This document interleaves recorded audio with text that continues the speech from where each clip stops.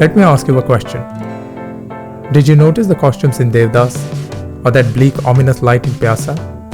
Do you retain vivid impressions of the misty streets from Taxi Driver? Or the fluorescent lit layer of Buffalo Bill from The Silence of the Lambs? If you do, then that is because of mise en scène, a French term which literally means placing on stage. An expression derived from the world of theatre, mise en scène is used to describe the facets of film production. Directors use it to translate a story into a visual theme. Mise en scène incorporates multiple aspects. First is the setting, the environment that defines the diegetic universe of the characters. Then there's lighting. The high-key lighting is generally associated with light-hearted scenes, whereas the low-key lighting with thrillers. Along with the lighting, the color palette of scene helps in defining its mood. Warm colors give a sense of assurance, whereas the cool color palette can create a chilling effect. Bright colors propagate joyous emotions, whereas dull, desaturated ones instill gloominess.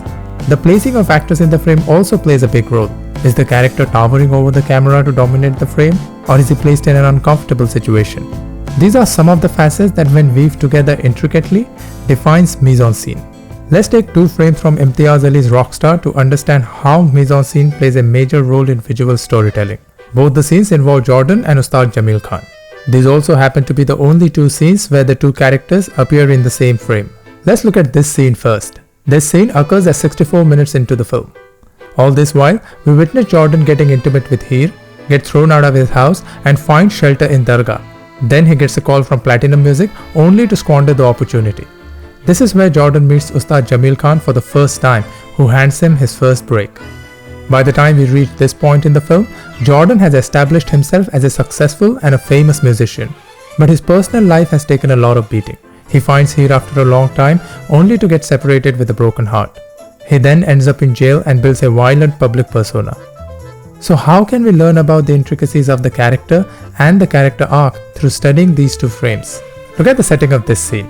Here, Jordan is a nobody. He is barely making any inroads towards becoming a famous musician. And now he is presented with a chance. This reflects in his posture. He sits upright like a student in front of a teacher. He avoids eye contact with Jamil Khan, reflecting his vulnerability. Here, Jordan is weak. Compare this setting to the setting of this scene. Jordan is now an established musician. His confident stance reflects his dominance on stage. His musical accomplishments also allow him to look Jamil Khan straight in the eye this time. At this point, Jordan is yet to enter the world of music. He is just a struggling musician lacking any sort of inspiration. He is an outsider, which is reflected with the color of his costume. His dark shirt contrasts with everyone else's lighter shades. Even the room is filled with the shades of white and blue. This puts Jordan in focus throughout the scene. Whereas here, Jordan well and truly belongs to the music world, which is again highlighted with the color of his costume. But this time, the colors blend him with the environment of the studio. Until this point, Jordan portrays his free-spirited personality, and the lighting style accurately renders his naivety. The high-key lighting kills all the shadows on Jordan's face and accentuates his innocence. Whereas here, Jordan is soaked in shadows, hinting his slow descent into anarchic madness. Notice the size of the actors in the frame. This scene is shot in a mid-shot, allowing us a closer examination of the situation. Jordan is still accessible, he is still one of us. But here, the wide-angle shot takes us away from him, which is absolutely fitting considering the arc of the character.